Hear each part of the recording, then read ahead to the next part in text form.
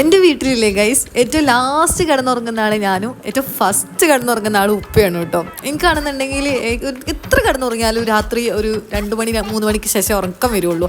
അപ്പോൾ അത് മാത്രമല്ല, എനിക്കൊരു 2 മണിക്ക് ആകുമ്പോൾ എപ്പോഴും എല്ലാ ദിവസവും എന്തെങ്കിലുമൊക്കെ ഭയങ്കര വിശപ്പാണ്ടാവുക. നമ്മൾ ഫുഡൊക്കെ കഴിച്ച് കിടന്നുറങ്ങിയാലും. അപ്പോൾ ഞാൻ വിചാരിച്ചു അങ്ങനെയാണെന്നുണ്ടെങ്കിൽ എനിക്കൊന്ന് വിശപ്പ് സഹിക്കാൻ പറ്റുന്നില്ല. അപ്പോൾ ഞാൻ വിചാരിച്ചു അടുക്കളയിൽ പോയിട്ട് എന്താണുള്ളത് അതുകൊണ്ട് എന്തെങ്കിലുമൊക്കെ ഉണ്ടാക്കിയിട്ട് കഴിക്കാമെന്ന് വിചാരിച്ചു. അപ്പോൾ നോക്കിയപ്പോൾ ബ്രെഡും ഉണ്ടായിരുന്നു, അതേപോലെ തന്നെ എഗ്ഗും ഉണ്ടായിരുന്നു. അപ്പോൾ ഞാൻ വിചാരിച്ചു അങ്ങനെയാണെന്നുണ്ടെങ്കിൽ ഒരു ബ്രെഡ് ഓംലേറ്റ് ഉണ്ടാക്കുക എന്നുള്ളത്.